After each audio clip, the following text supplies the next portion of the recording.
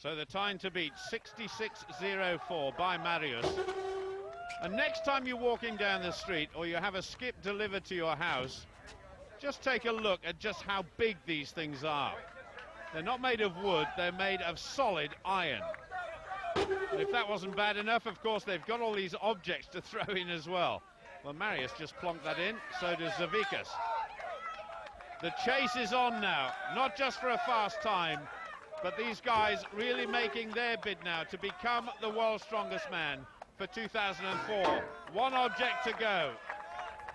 Now, these guys don't really like running around. They're not the most mobile of creatures, but they are incredibly powerful and strong. That goes without saying. And I think Zavikas is struggling just a little bit in terms of his endurance here. I was talking to Adrian Rollinson at Britain's Strongest Man once, and he started doing a bit of running and a bit of swimming to improve on his endurance. But he's chasing the clock now. 66.04 to beat. He's just outside it.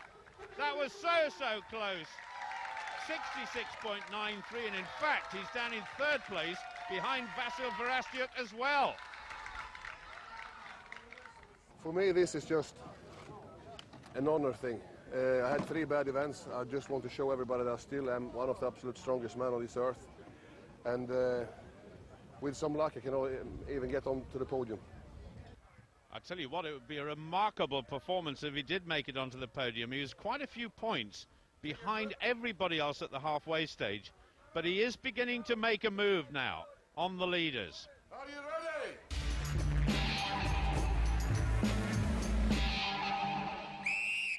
There's only about 0.9 of a second between the top 3 at the moment.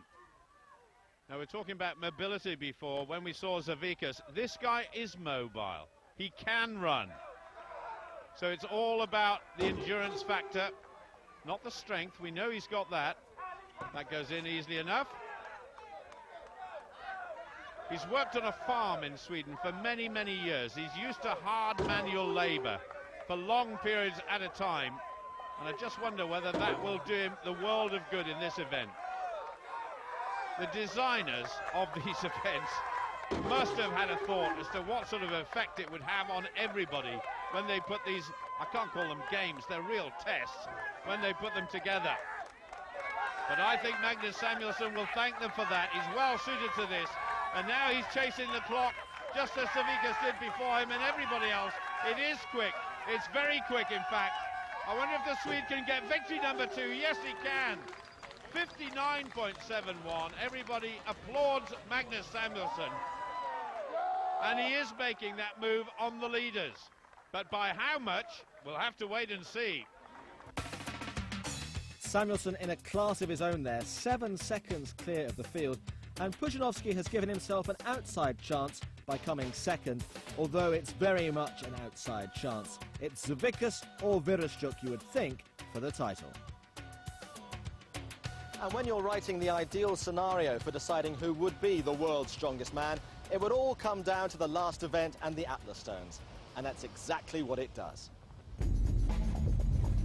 Atlas Stones. Bergmanis first out.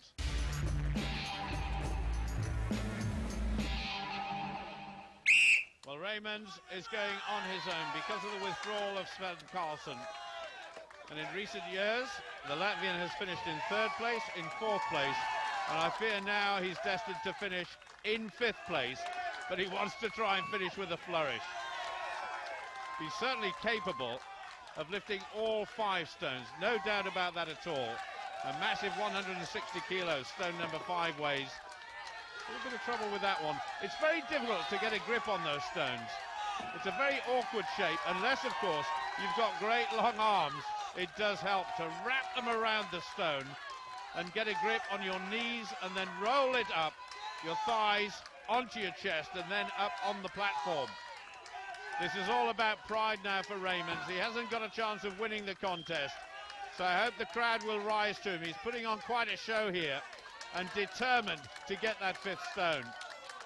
There's great sportsmanship between all the competitors, especially at this stage in the competition when they've been through so much, and we still don't know who the champion is going to be.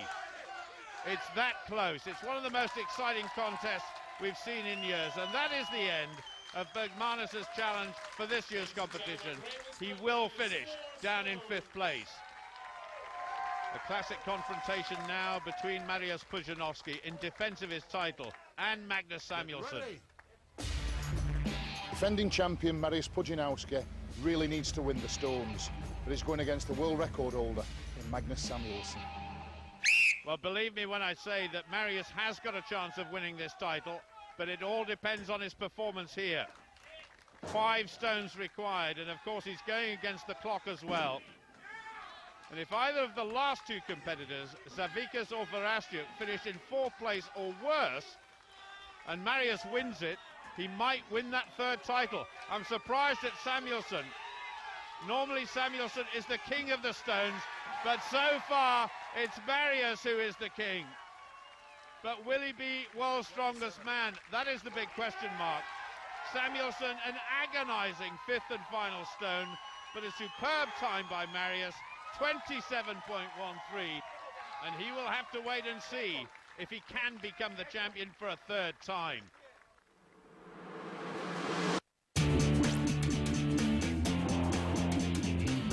So how are you feeling this morning?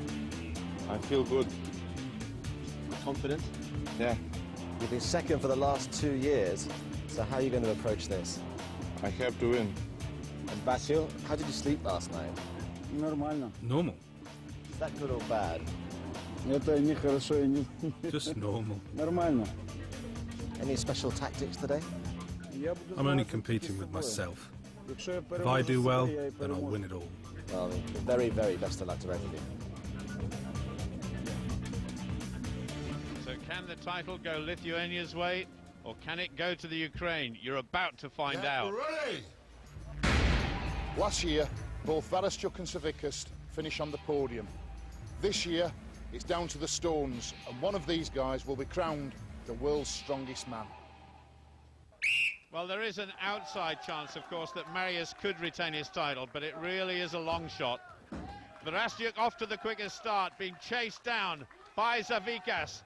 But it's all about Vasil Verhastyuk. Whoever wins this event, between the 2 of them, providing they don't finish in 4th place or lower, is going to become the new world's strongest man. And Mariusz, I think, knows his title has gone. Vasil Verhastyuk is on the final stone, and he's got it. We have a new world's strongest man, and the Ukraine have their very first world's strongest man. Superb. So the title moves from Poland to the Ukraine, but for Lithuania, it's 2nd place again. So close. Yeah, 3 times second. It's too much. And this year I was very close to 1st place. And but I beat last year champion. It's not so bad. Well, since the competition was filmed, it's been announced by the sport's governing body that Mariusz Pudzianowski failed a drugs test, and so as a result, Magnus Samuelsson moves up to 3rd place and the Swede gets another podium finish. But that shouldn't detract from what was a magnificent performance by Verhastyuk. He is the world's strongest man, and he wants the world to know. Well, if Vasil Verhastyuk is not the happiest man in the world at the moment, he certainly is the strongest. A superb performance by the Ukrainian. And he will lift the Metrex trophy and become world's strongest man for 2004. Let's not forget Zavikas, 2nd for the 3rd time in a row. But sheer delight for this fella. A superb performer, a superb entertainer, and he is the world's strongest man. So Vasil Verhastyuk is the strongest of the strong and adds his name to the list of great champions over the past 25 years. From all of us on World's Strongest Man here in the Bahamas, it's goodbye.